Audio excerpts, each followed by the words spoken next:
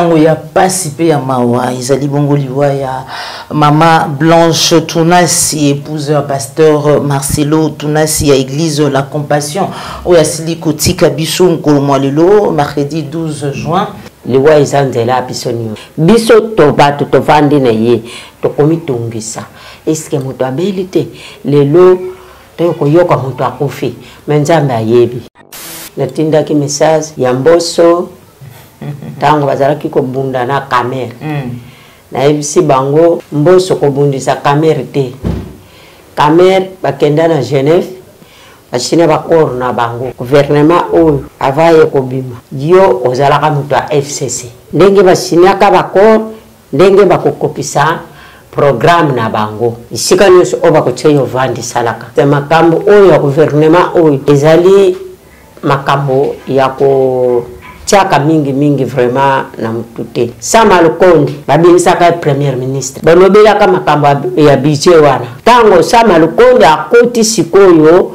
na musala ata musala moko Sama Lukonde oya futeli rapport tindenge abimi toyoki yango te oya bangwe mataka kaka mikolo nyonso nzambe asala bango moko na munoko kasi na miso ya bato emona na kate lukuto wana nde mama yango tozoboya bato ya miniere babebisi mboko bazoloba bazosala te baza na bango na mayele ya kosala msala te mama ziliti biso te bato tokopesa ye chance président mutu anome ye mutu akopesa ye chance bango bayebaka peuple te changement eza te toza kaka na gouvernement ya kala eloko nini oyo bango bakosala ya malamu peuple akosepela nango eza te biloko wana tokondima yango te bango nyonso bazali kaka etape moko bilongi eza ya sika mtema eza ya sika ata baza bilongi ya sika oyo ya sika batie bakoya kokuta makambo kuna na parlement bango nyonso bakomi kaka mitema kaka moko oyo bakoyebisa bango yango bango bakosala bapromettre babi bakostabiliser cadre macroéconomique bakozwa ba mesure pour na ko réduire coût ya vie pe ko augmenter revenu ya musala wana lokota ya ba 30,000 de dollars babongisela ke bango bafuta bango ndenge baza wana baza ya kolenga bazosala musala moko te eza gouvernement futi eske eloko amuyibi ebongaka bongo parti ya mboso aba beleri ya muyibi na parti ya idépasse bato eside bato bazalaki kuna mutu nini oyo amonaka te na mboka oyo mutu amonaka te aza wapi oyo ayebi teke Vidal Kamer bakangisaka ye o ayebaki mbongo soso ayebi mboa ayebi mwana muke ayebi mpaya oyo awuti mboko misusu ayebi bana wana soki bazoloba bana wana bazobelela muyibi kuna na mboko na bango tango akendaka babelelaka yeni kaka ndenge bavandi wana eloko bayeli kaka koyiba akubongisa te opandisango moko abiti Kabila pacifia mboka o donc soki Kabila tina mboko nzimboka itambola te Kabila na bango baza iloko moko mboka oyo soki ezozinda ezaka na maboko na bango soki ya tiaka yete mabe oyo nde ezosala te Joseph Kabila na gouvernement na ye ezalaka bien na makambo oyo ya vie sociale di lera ye kokoma na suka akokisa 18 ans ale ayoko bebisa banani o bazobundisa biso Kagame alobi ngate tango ozoyoka bato bazolela sikoyo bitumba esilaka te kono yo bitumba amonanaka te yango bazoluka bachange mibeko ya mboka a partir ya bitumba wana soki makambo oyo bazoyebisa bango na bamikolo bango bazosalela yango te IDPS aza mutu makasi Kongole telema okanisa teke ndenge basali gouvernement wana basaleli yango bino mpona na gouvernement wana bilongi ndenge na ndenge bilongi ya kala ezali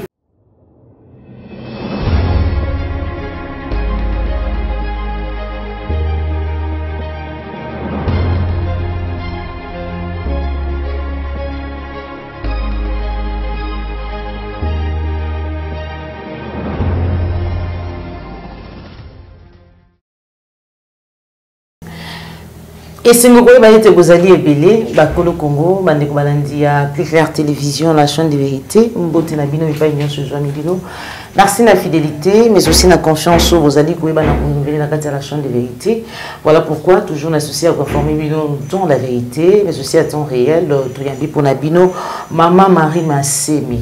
Oui, Azali Bongo, moko ya maman résistante na kati ya République du Congo, a Ngoma Kinshasa, Azali Bongo, moko ya bayi eside, Azali koka mona mona mboka Martin Fayulu Madidi, et le monaye nde tokosolola bongo mami matali mboka na biso, obe bomesana na biso, boyebi ti maman Marie Azali monto ya tiaka mai na monokote, quand mai matali mabele ya Congo, quand mai matali ko défendre mama Congo mboka o Nzambe apesa ngai na yo. Voilà pourquoi tout kolobela matali investiture ya gouvernement la madame Judith Souminoa ou Salama Kilobi asila ki bongo ko présenter programme d'action naie devant députés nationaux, budget zali bongo estimé à 92,9 milliards de dollars, d'où 18 471 l'an. Et voilà maïwana tokosola mango maman Maria yambi yango lolenge nini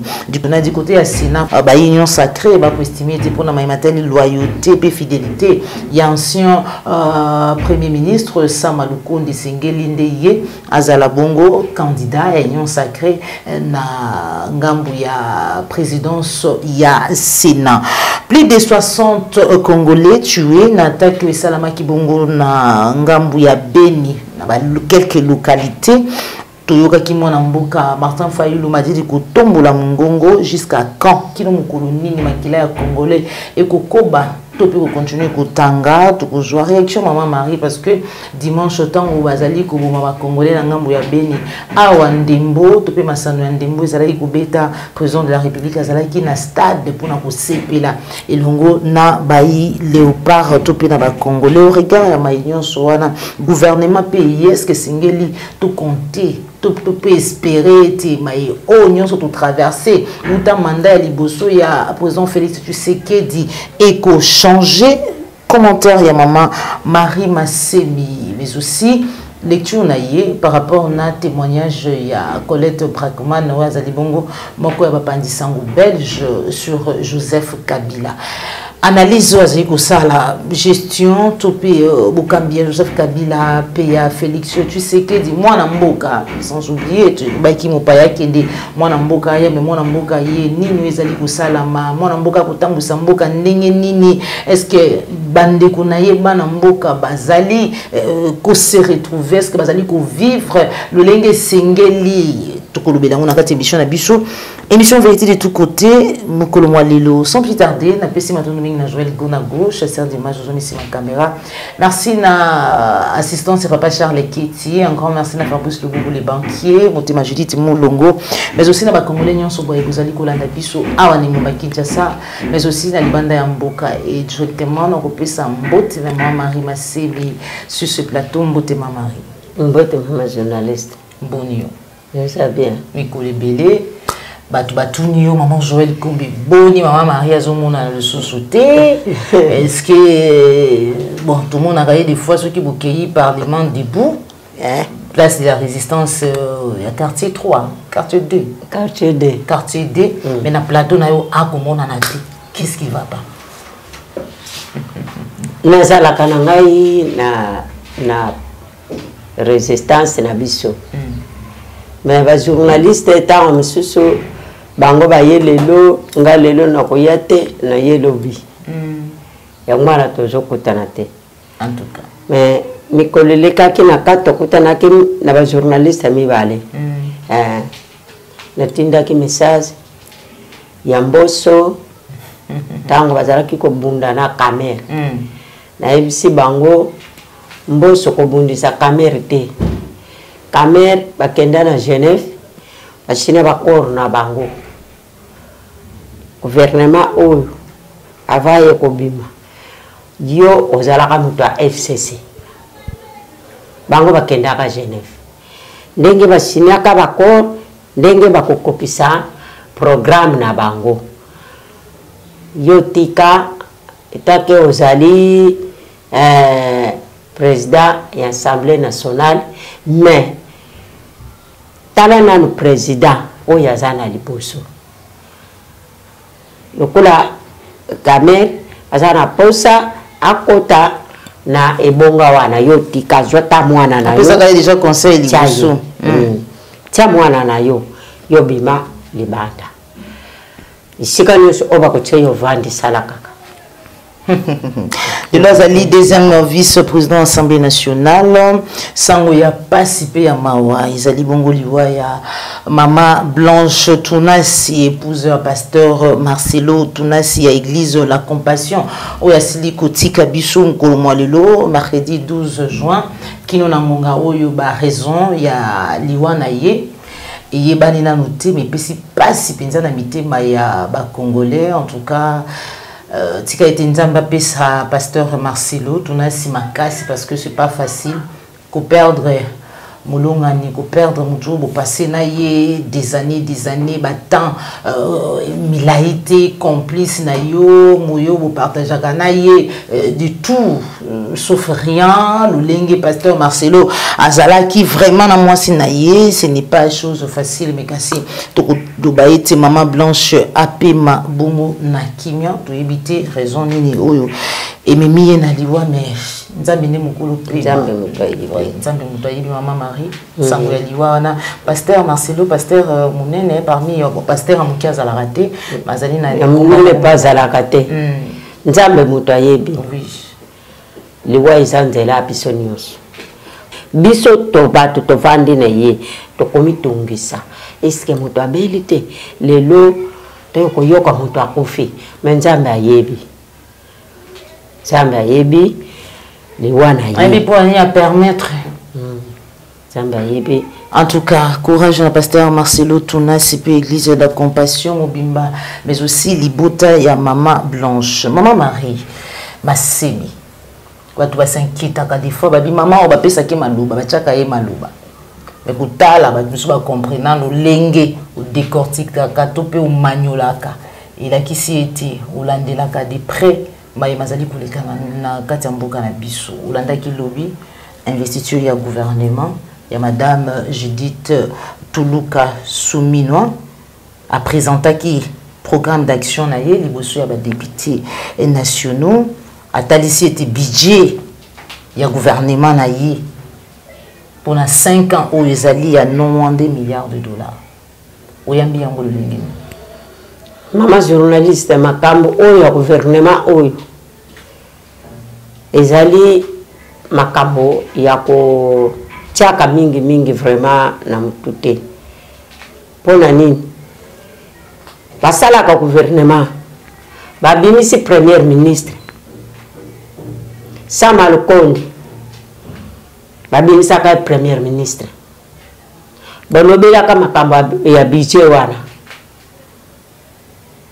tango Sama Lukonde akoti sikoyo na musala ata musala moko Sama Lukonde oya futeli rapport tindenge abimi toyoki angote ke Sama Lukonde asali boye Sama Lukonde alobi budget ezali boye rien et bima kaka na munoko ya bango moko bato yi dépasse.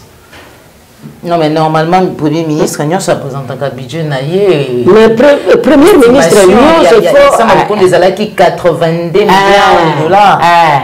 Estimation. Mais mbula moko oyo balobi que nate bango pona bango na mbula moko budget za 18 milliards de dollars. Oya bango mataka kaka mikolo nyonso nzambe asala. Lelo soki ezalaki 10 milliards. Lobi kuna ba matisi yango.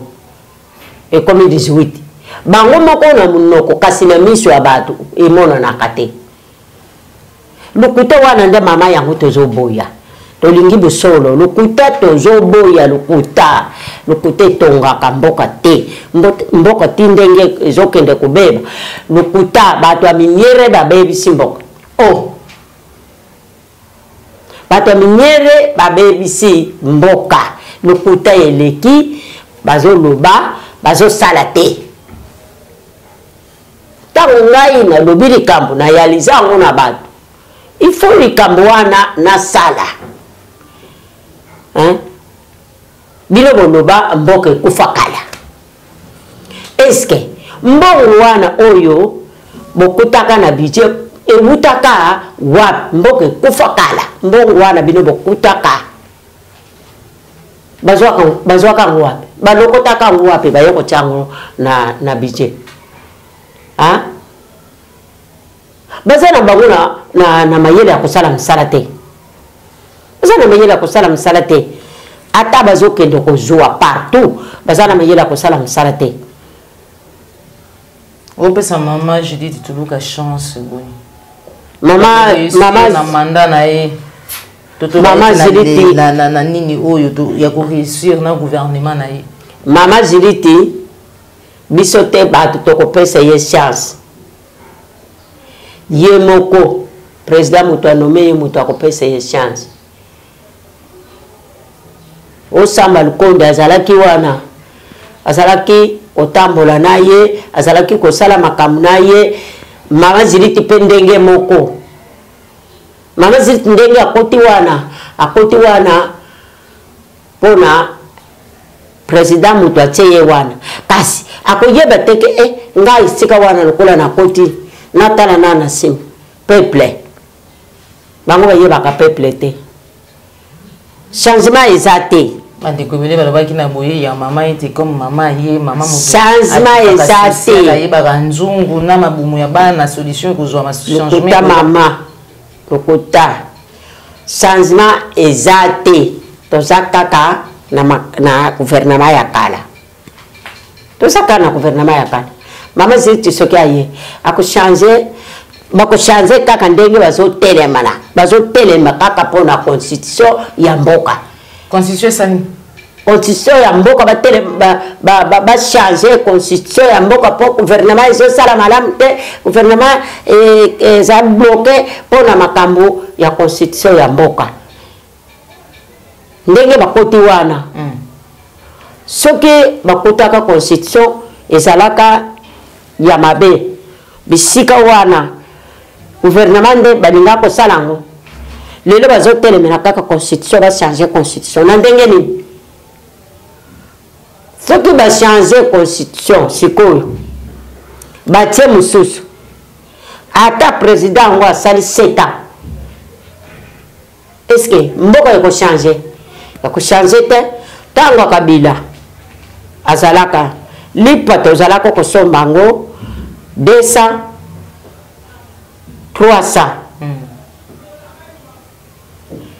tango ya ye lipa oyo ezalaka 200 lelo emata na 500 oyo ezalaka 300 emata na 1000 francs siko constitution ya kochange oyo ya kochange eloko nini lisusu oyo ya kochange na mboka oyo longwa na Pascal mpona koma na bitabe na kufuta 200 lelo longwa Pascal ti bitabe 500 longwa Pascal ti na koma na futi combien 2000 combien 4000 bato mibale sikoyo ye constitution oyo ya kuchange na mboka oyo ya nini pour constitution eza ba disposition mususu na kati ya constitution oyo ezali ko bloquer botambusi ya mboka ba ministre ndenge bayeboye po bakamba malamu esengeli ko changer constitution parce que eza na mibeko ebele biloko ebele mama Marie mama mibeko moko oyo bango bako changer eza te Kabila ntango ayaka avant salaka achangeaka mibeko te Kabila Laurent amemi akufaka na ye kaka akoti lelo Mobutu akena mbongo na ye tongo etani alobi boye saki mutu oyo aza na mbongo akala o Mobutu atiki ezala franc ezala disenge abimisa mbongo wana ale ekota na terrain mbongo wana toliaka mbongo wana eske ntango ayaki kochange asalaki sanza mobimba asalaka sanza mibale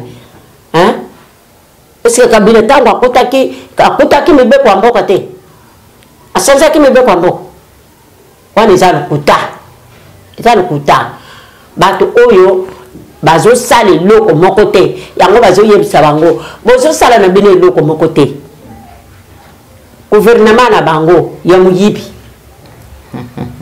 Gouvernement ya muyibi. Bon, tant on toque l'élection, machine, oh ya bango, ya volé, oh ba yiba ba tia na bandako. Basali élection na ba bureau à l'état, oh ya bango bazo sala lisusu na bandako. Eloko nini oyo basalaki. Bayebi ke biso ba promona ka bango ba bongisa kama kamnanga biso to koyiba. Biso to koyiba kaka pouvoir oyo Martin Fayulu ndenge azwaka ndenge to koyiba ye. Eloko nini o basalaki.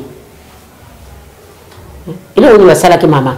Eloko nini oyo bango bakosala ya malamu peuple akosepela nango ezate. Biso tuzomona na biso malamu te. Ikola fufu ezalaka 300, 250. Ikola fufu le matin 2000. Fula mo pepe oyo bazotia na ikolo na nini na sachet. Fufu bazalaka kotekela ngo na sachet to na basani. Fufu bazalaka koteka na basani na kesomba fufu na pesi mbongo. Bazui sakombi. Ale batoki bachelinga fufu. Lele koma na basachet. Eloko nini yako changer. Kaka basaki ya fufu bato oyo utaka na bandundu. Soki ba yena ngona parking. Mutu soki asombi saki na ya fufu anikisi ayoko tena na barabara azo kanga fula mo pepe. Mboke bongi fatibe to abongisi. Biloko wana tokondima ngo te bango nyonso bazali kaka etape moko batieli biso mutu asika te oyo azali kia sala nano na gouvernement te mama okuta bilonga sikeza te bilonga kala bango nyonso wana bilonga kala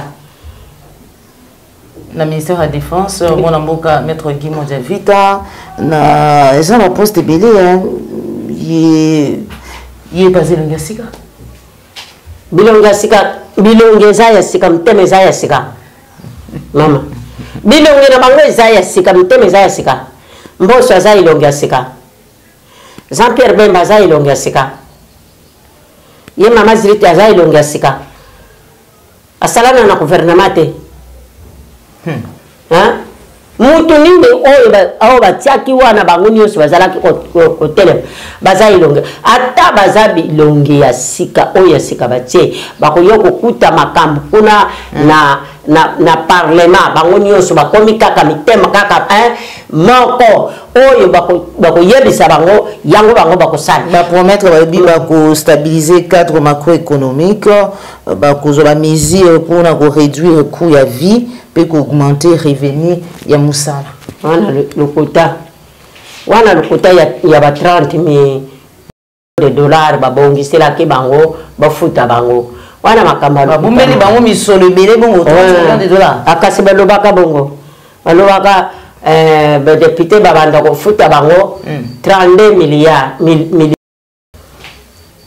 ndenge baza wana baza ya kolenga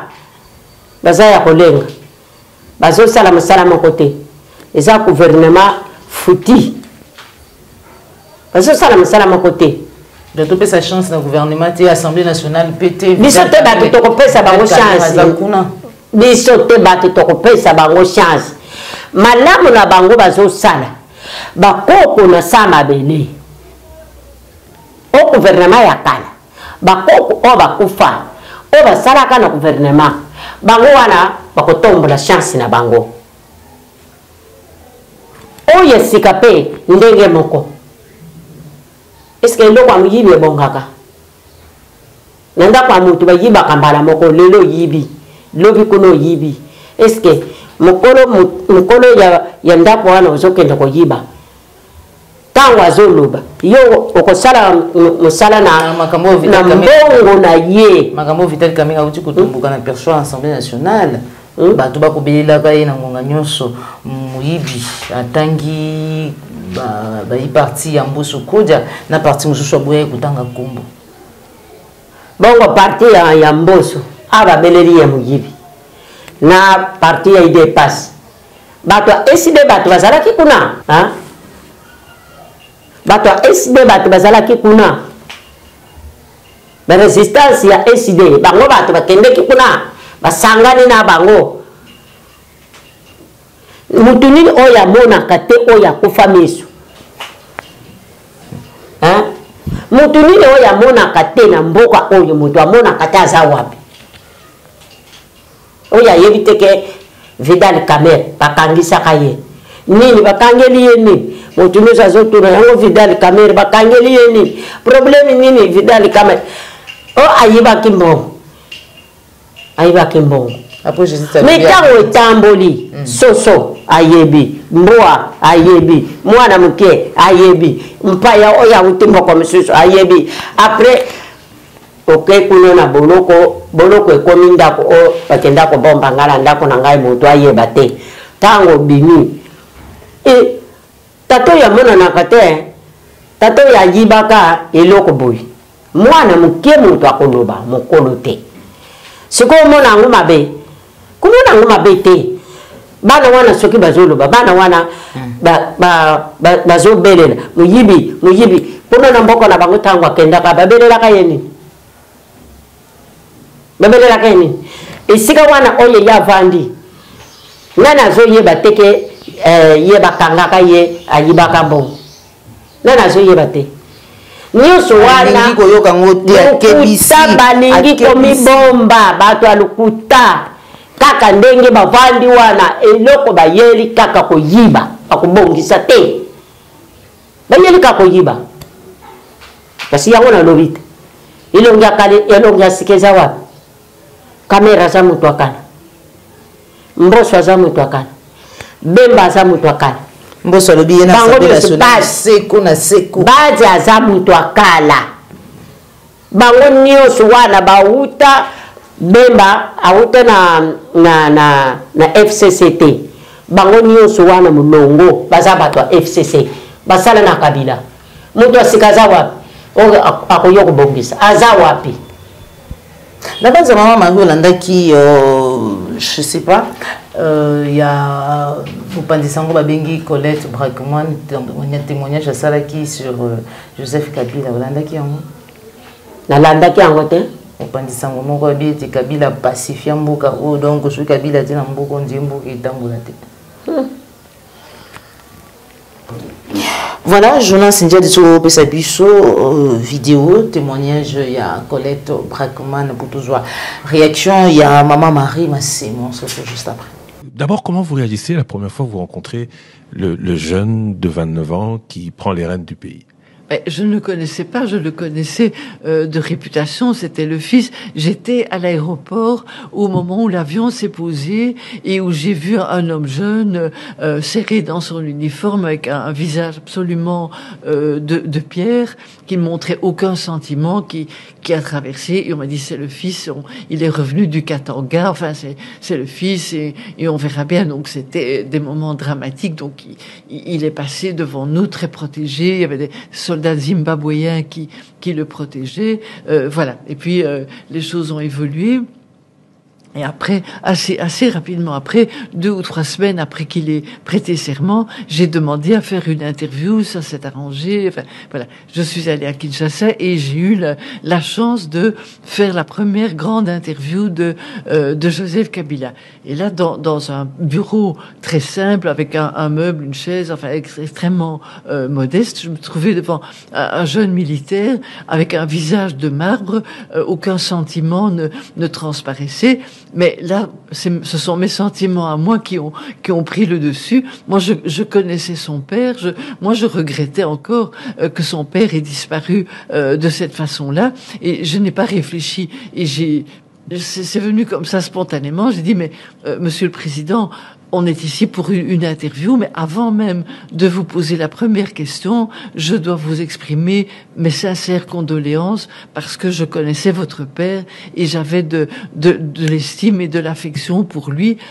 Voilà, je veux simplement vous dire ça. Maintenant, on peut passer à l'interview. Et là, j'ai eu l'impression que le bloc de glace se fissurait et que il était touché par c'était juste un sentiment d'humanité, quoi. Voilà. Et alors on est passé tout de suite à l'interview qui s'est déroulée en français avec quelqu'un qui s'exprimait posément, lentement, en pesant ses mots, et qui disait des choses pondérées, intelligentes, qui tenaient compte de la situation, etc. Et alors quand je suis sortie, mes collègues journalistes congolais, comme vous l'avez dit, était peut-être un peu jaloux. Il me dit, ah, mais tu as eu une interview de Joseph Kabila, et il parlait en quelle langue? Il paraît qu'il parle pas le français, etc. Mais je dis, mais pas du tout. Toute l'interview s'est déroulée en français. Et alors, j'ai rédigé le texte, et après, j'ai encore vu des collègues qui disent, oui, ce n'est pas vrai, c'est toi qui as rédigé les questions et les réponses. Je dis, mais tu rêves ou quoi? Et alors, j'ai sorti mon enregistreur où toute l'interview était enregistrée. Il parlait parfaitement le français, mais d'une façon réfléchie, mesurée, en pesant ses mots, ce qui était bien normal. Et puis je confirme ce que vous dites, puisque quelques semaines plus tard, à Boston, sa deuxième interview a été accordée à Africa numéro 1, et c'était au micro de celui qui vous pose des questions en ce moment. Mais vous l'avez interviewé beaucoup. Pourquoi vous? Après, oui. Pourquoi? Comment vous faisiez? Mais pourquoi vous? Ça, c'est la question. Mais je me demande si cette première interview initiale n'a pas débloqué quelque chose, parce que c'est vrai que j'ai essayé d'être très, très rigoureuse, de prendre exactement ce qu'il avait dit, de mot à mot. J'ai mis du temps à rédiger cette interview, à respecter ses formulations, à exprimer du plus près possible ce qu'il avait dit. Et alors, il y a eu en Belgique, on a été étonnés, parce qu'il y a eu des gens comme Louis Michel à l'époque qui ont dit mais il est bien ce garçon, mais il dit des choses tout à fait posées, respectables. Et il dit mais il vous a vraiment dit tout ça? Je dis mais enfin écoutez, vous voulez écouter la cassette ou quoi? Mais bien sûr qu'il l'a dit. Donc c'était un peu un témoignage qui le valorisait, qui disait ce qu'il était vraiment, quoi. C'est-à-dire que c'est un homme intelligent, et moi j'étais très fâchée, je m'excuse de nouveau, sur la désinformation, la presse périphérique et tout ça, qui dit il est jeune, il parle à peine le français, il joue avec des petites voitures, il passe ses nuits à à jouer sur Internet. Et moi je disais mais vous êtes vraiment des cons, je m'excuse, mais c'est vous qui êtes à côté de la plaque. Cet homme est intelligent, moi je l'ai interviewé, et ce qu'il dit est tout à fait raisonnable et sensé. Et donc de nouveau la tentation de la caricature. On doit toujours, et j'étais furieuse parce que je me dis, quand il s'agit d'Africains, celui qu'on ne contrôle pas, on doit le caricaturer. C'était comme ça avec le père, c'était comme ça avec le fils. On ne le contrôle pas, il ne dit pas ce qu'on lui a dit de dire, il dit ce qu'il estime nécessaire de dire. Alors là, il faut en donner une image caricaturale et méprisante. C'est ça le post-colonialisme. Ça m'énerve jusqu'aujourd'hui. On dit tel père, tel fils en règle générale, mais c'est pas du tout le cas chez les Kabila. Le père était anti-tout, disaient certains. Le fils est plutôt conciliant. Il réfléchissait. Certains ont vu, derrière son arrivée, la mainmise des Occidentaux qu'il trouvait un peu plus conciliant. Vous confirmez? Le fils voulait rester vivant. Le fils ne voulait pas être victime d'une tentative d'assassinat. Il voulait pas être victime d'un attentat. Et donc, il devait donner des gages à ceux qui auraient eu, à l'époque, les moyens de le liquider. Et donc, il a choisi de donner une apparence conciliatrice d'un bon garçon, d'un gentil type. Comme disait à l'époque, c'était Chirac. Mais il est bien, ce garçon. Mais c'est formidable, il est plus intelligent que son père. Non, il était un bon comédien. Il cachait parce que c'était une question de vie ou de mort. Sinon, il aurait été liquidé de la même façon que son père. Et donc, il donnait toutes les apparences. Louis Michel dit, mais il est gentil, ce garçon. Louis Michel l'a pris un peu sous son aile pour lui expliquer, croyait-il, le BABA de la fonction de chef. Mais il voulait installer son pouvoir, s'habituer au pouvoir, qu'on s'habitue à lui, éviter un attentat, une liquidation, et finalement s'installer et sauver, réunifier son pays. C'était la première chose qu'il a dit dans cette première interview. Je veux recréer, retrouver l'unité du Congo, faire ce qu'il faut pour que ce pays ne reste pas comme ça, divisé en plusieurs parties, le réunifier et que toute la population se retrouve de nouveau dans ses frontières. Ça méritait tout de même, de mon point de vue, d'être répercuté et d'être soutenu contre tous les divisionnistes et tous les prophètes de malheur. Vous avez senti ça tout de suite chez lui? Oui. Le fait, la peur de l'inconnu et la volonté de réunifier le pays. Oui, il était le fils d'un révolutionnaire. C'est un enfant qui a grandi dans le maquis. Il a été à quelle école? Il n'a pas été au lycée français. Il est allé peut-être au lycée français bien des années après en Tanzanie, mais il est allé à l'école dans le maquis. Qu'est-ce qu'on leur apprenait dans le maquis? C'était des disciples de Patrice Lumumba, qui était le symbole du patriotisme et de l'unité du pays. Ça, c'est l'enseignement qu'il a eu dans des circonstances très, très difficiles, dans le maquis et puis en Tanzanie. Et son père lui disait, un jour, on retournera dans notre pays, un jour, on reconstruira mieux ce pays que sous la dictature actuelle. Il a été baigné dans ces enseignements-là, et je crois que là, on se refait pas, quoi. Même s'il a essayé de se donner les moyens et puis de ne pas s'appauvrir, il y a eu d'autres choses après, mais au départ, l'idée était, on réunifie le pays et on retrouve son unité, on fait partir les armées étrangères et on fait des concessions inévitable pour que ça puisse se passer. Et là, il a tout de même réussi. Il a mené ce pays réunifié aux premières élections démocratiques.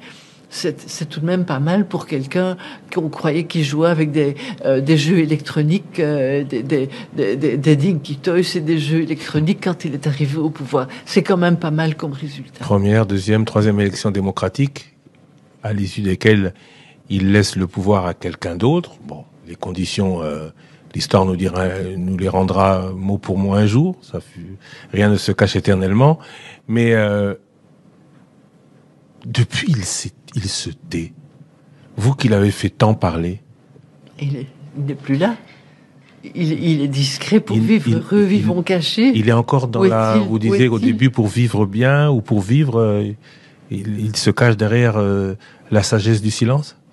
Oui, et puis il y a une question que je lui ai toujours posée, c'est que vous êtes élu pour deux mandats. Quand vous ne serez plus président, quel est votre but dans la vie? Qu'est-ce que vous voulez faire? Et alors c'était une réponse très très basique. Moi, je ne suis pas comme ces Européens qui rêvent d'aller passer leur temps à la Costa Brava ou dans des lieux de villégiature. Moi, j'ai été exilé et je souhaite une chose, c'est vivre dans mon pays.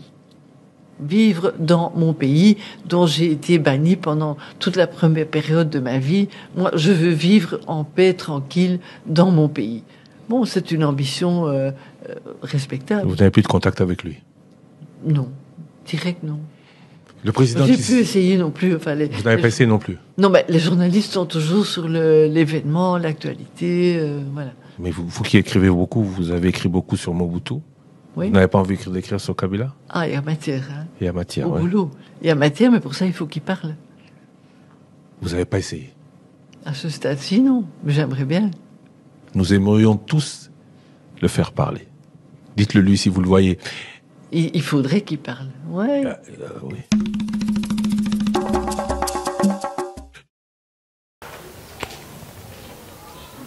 Kabila na bango baza iloko moko. Moni bato wana ndenge baza wana. Joa général Nanga. Kabila. Akomi général. Nanga colonel. Colonel Nanga. Nanga. Ah, akomi colonel. Na armée. Ah. Bongo oya zobundisa bitumba kunana. Oya zobundisa bitumba kunana beni nani. Colonel Nanga te. Tanga bango. Je suis colonel Nanga. Bango nyonso wana ndenge baza wana bazalaka bwati moko. Mboka oyo soki ezozinda ezaka na maboko na bango. Soki mboka ezozinda eza na maboko na bango. Eza teke tokabola keke nganja sala kaboy lukuta mama ye moto atiaka ye soki ya atiaka ye te mabe oyo nde ezosalama te soki ya longolaka pouvoir ya bato apesa ke problème eza te nga na kopesa natala nana kosala ndenge nini pasi oyo biso nde toza nango te ye azobongisa ye na ntango azalaka na gouvernement na ye tozalaka kolia bien na gouvernement na ye tozalaka kolia bien mais ntango ye alongwe atie moto na ye pasi nde kotikasi babiloko na ye oyo afongola neti bakini marché na babiloko mosusu yango wana balobaka ke ye moto asimbi mboka azolesa yango bachambre foire biloko ebele yango wana ye atikala na biloko wana po ye moto apesaka commande ya biloko akolia aza na mbongo na ye mbongo wana ewuti awa mbongo na biso Colette Poitman alobi ete bapesa to mpe to caricatura Joseph Kabila na lolenge moko ya mabe yango bakongolais tobaki ete to akende parce que bapesaki biso basango ya mabe na kombo na ye Joseph Kabila tikala koloba soki moke te maye oyo bapaya babandaki kosenga ye aloba azalaki koloba kaka oyo ezalaki kobuta na makanisi na ye ekasi lelo tose rendre compte ete maye wana oyo tokanisaki ezalaki lolenge wana te yo koloba nini kotala gestion ya Joseph Kabila oyo lobi na ntango na ye social ezalaki malamu tozalaki kolia na Félix Tshisekedi so osali comparaison wana okoloba nini na maloba Colette Poitman mpo na ye ntango Kabila Joseph azalaki social ezalaka bien tozalaka kolia bien bana pe bazalaka kotanga malamu totangisi bango na gouvernement ya Kabila eza teke motu nyonso mabe ezali na malamu na ye asala ekwenya na mai te tozoteka biloko soki oteki nga nazalaka koteka makala bana oyo nasungi bango na makala tozotia makeleme mais kolia eza na kati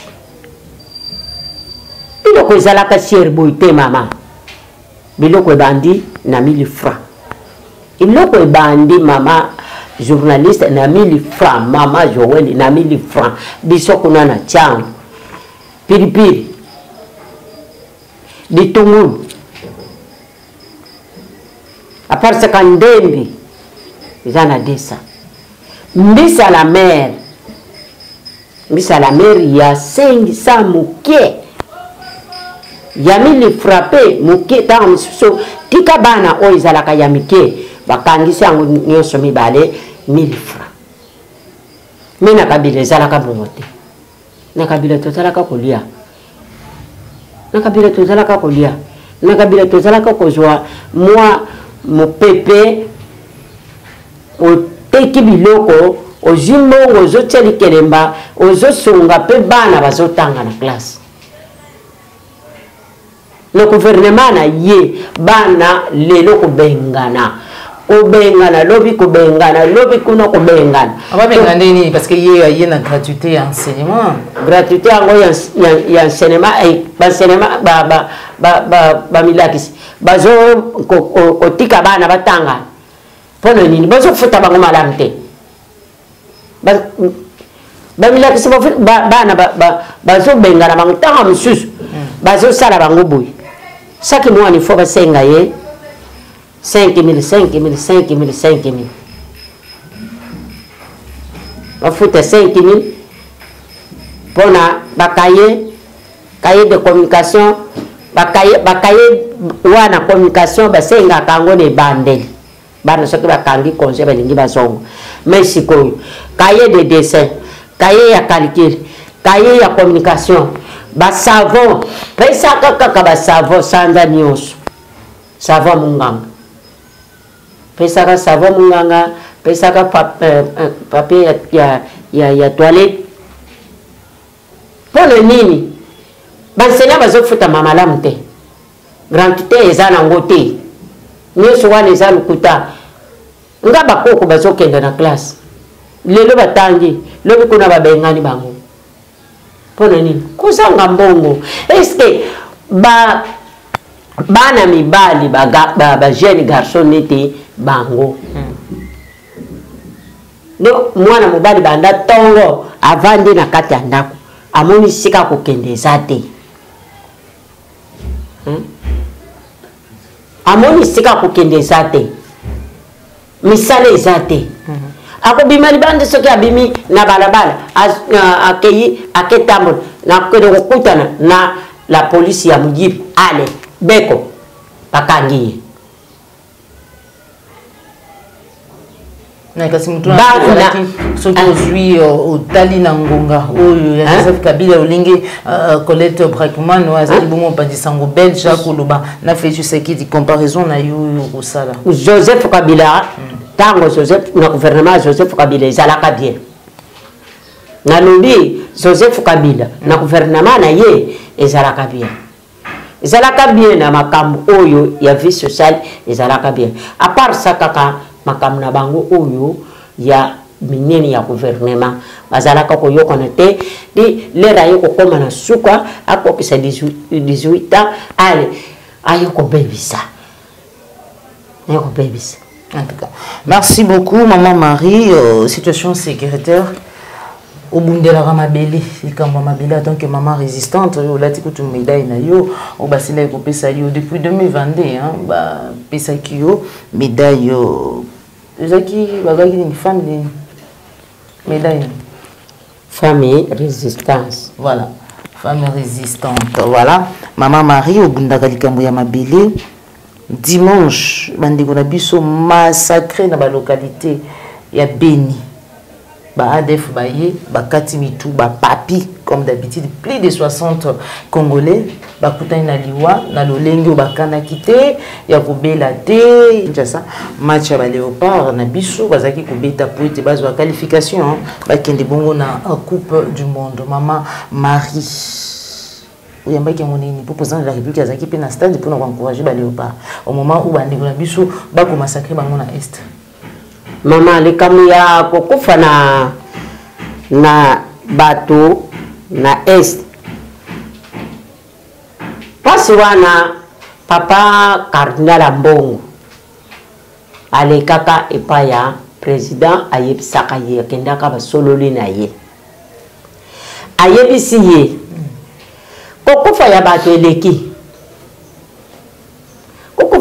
eleki makile ezotanga mingi esengeli bitumba oyo esala nini esila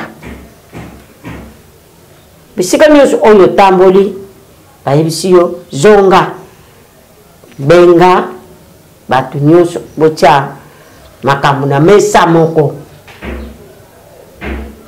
botala likambo ya mboka botala likambo ya bitumba oyo ezali na est bolongola bitumba wana ale bitumba esila après oyoko tala likambo ya peuple sanza nini papa cardinal akenda kuna ata kosu ya pamba akosoli te azongisela mokolo wana longo kuna na centre ndongo akena ndako na ye aloba papa nayoki nakosalela yango ntango bolobi nayoki ekoleka même une semaine ale osangisi bandeko na yo osangisi bandeko na yo oyo totala likambo oyo banguni oyo bakotela biso kala wana nabengana banguni oyo bakendaka te oyo tosangana tozomakanisi sika moko tobengana bato oyo bakenda po kini ekota na mboka sikoyo nasala gouvernement natala lisusu makambo ya peuple na kati ya mboka alobi yango te mama alobi yango te sikoyo bitumba wana oyo eza kuna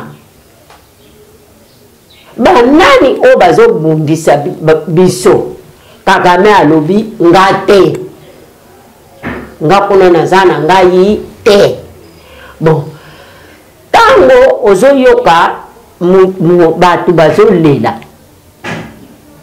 yo muntu oyo yebi ke ngai mutu na yebi likambo wana okosala nini zonga sima zonga sima bon sikoyo bitumba esilaka te kono yo bitumba amonanaka te au juste tokoloba nini yango bazoluka bachange mibeko ya mboka bazoluka bachange a partir ya oyo bazoforce bachange mibeko ya mboka a partir ya bitumba wana bachange mibeko ya mboka po deja posa bango baza nango baya bazwa mboka na bango ya Congo ndenge bakanaka bazwa mboka ya Congo soki bakozwa mboka ya Congo ekoma Rwanda mabele oyo koluba mabele nde mabele koluba mabele tokendaka na table ronde tozwaka lolobelaka ngo mikolo nyonso nzambe asala nga nazwaka mabele bango bazwaka mbongo nalanda mutu te oyo azwa mbongo nalanda mutu te oyo azwa kongo nalanda nanga mutu te oyo azwa bunduki apesa nga ngai nabomelaka banyama na zamba nga na mabele na ngai tango na ye na yoko tuna nzambe na mabele oyo pesi nga na kosala nini nazonge na kufongola mboka na nga na kitambo magazin ale bayo kokuta nga na bapaya na yambi bango gouvernement oyo nga moko mutu na yaka nango soki makambo oyo bazoyebisa bango na bamikolo bango bazosalela yango te idps aza mutu makasi bazosenga tokenda na dialogue bango dialogue balingi yango te ti avant balingaki kosala gouvernement balinga baleka liboso na dialogue balinga baleka na dialogue baleki na dialogue balinga kosala yango sans aboni basilisi après bakena gouvernement bozwa mayele kuna oyo ya kosangana bino nyonso bana mboka bango balingi te bango nde bato baza bana mboka po bato mosusu batikali toza bana zamba bango baza bana mboka biso toza bana zamba. Merci beaucoup Maman Marie Massemi Awande totili tono l'émission na biso émission vérité de tout côté à mokolo lelo message na Maman Marie na ba union so balandio ya mboto kabwana. Mama journaliste message na ngai ezali congolais nyonso oya mimoni congolais oya za congolais azana souci ya mboka oyo congolais telema na yo congolais okanisa teke ndenge basali gouvernement wana basaleli yango bino congolais telema pona na gouvernement wana bilongi ndenge na ndenge bilongi ya kala ezali bilongi ya sika ezali bino oyo ya sika boyebi bango te kasi na elongi aza ya sika na motema oyo ya kosala yo oyebi te botelema na bino bacongolais. Merci beaucoup Maman Marie, merci na baignon so besoin qui bakou ya Rolanda biso mokolo mwa lelo, merci na Joël Gona gauche à cette image Jean qui sur ma caméra. Tokutani, à très bientôt, toujours sur Plus Clair Télévision. Merci na papa Charles Keti. Merci na Fabrice Lubu les banquiers, puis na baignon so vous allez Rolanda biso de près ou de loin, continuez à vous soutenir biso. Rolanda biso na nous s'abonner, ils allaient une manière à vous soutenir, vous allez vous ça là, à vous informer dans la vérité, mais aussi à temps réel. Au revoir.